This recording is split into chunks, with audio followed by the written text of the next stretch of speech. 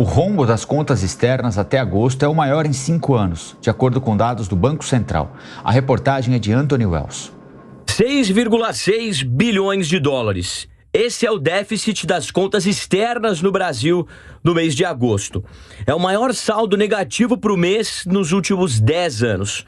O aumento também é de mais de 580% na comparação com agosto do ano passado, quando o número foi de 969 milhões de dólares. Os dados são do Banco Central.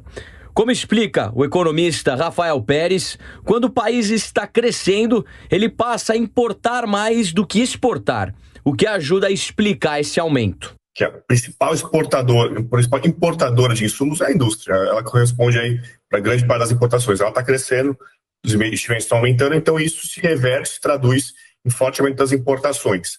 A gente tem havido também uma queda das exportações, é muito mais ligado aos preços de commodities no mercado internacional, que vem caindo. Tá? Então, também o mundo crescendo um pouco menos, China, tudo mais, mas principalmente preços de commodities. Tá? Esses vem caindo, a gente vê os preços e a quantidade de commodities. Isso tem impactado bastante, já que nossa pauta exportadora é basicamente ligada a commodities. Então, o que a gente tem visto? Né?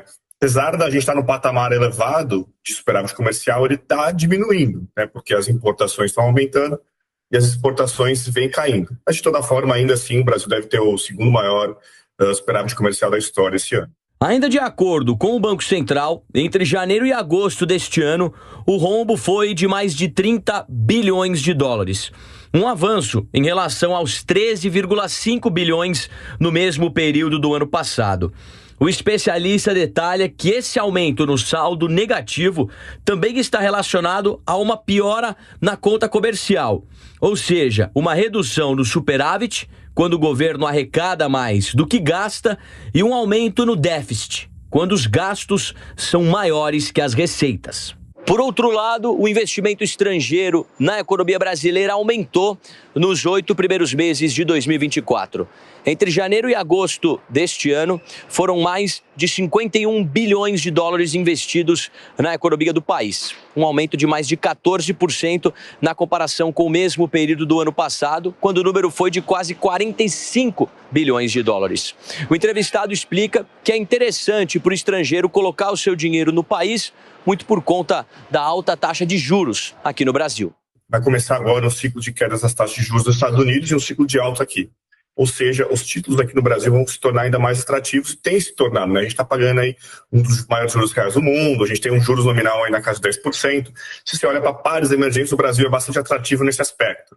Além disso, a economia brasileira, né, se a gente olhar em outras questões ligadas a fluxo de investimentos e tudo mais, mas tem uma boa perspectiva de crescimento aí nos próximos anos, deve ter atraído algumas empresas a virem para cá, enfim. E também você tem a questão que lá fora o cenário está ficando melhor. Ou seja, os bancos centrais lá fora começando a cortar juros. Isso destrava uma série de fluxos de capitais para países emergentes, o Brasil um deles. Né? E quando o assunto é a política fiscal, a reforma tributária e o impacto nas contas externas, o entrevistado fala no copo meio cheio no curto prazo, mas em um otimismo reduzido no médio e longo prazo. Mas, teoricamente, aumentaram muito as chances do Brasil cumprir com a meta. Né? Então, quando você olha por essa perspectiva, parece que a situação está relativamente controlada, o orçamento está relativamente equilibrado. Só que quando a gente olha daqui para frente, nos próximos anos, a gente nota que o copo está meio vazio. Né? Por quê? As perspectivas são de que a gente deve continuar tendo déficit, né? Mas pior ainda, né? Pior do que isso é que a gente continue a ter uma dívida pública aumentando. Né? Ou seja, né, a gente tem ainda risco fiscal elevado, a gente não consegue estabilizar a nossa dívida pública, quando a gente olha no 2025 para frente, né? Na verdade, de 2024 para frente, né? E isso traz muita incerteza, né? No ano passado inteiro, as nossas contas externas tiveram um rombo de quase 29 bilhões de dólares. A projeção para 2024, segundo o Banco Central, é de mais de 50 bilhões.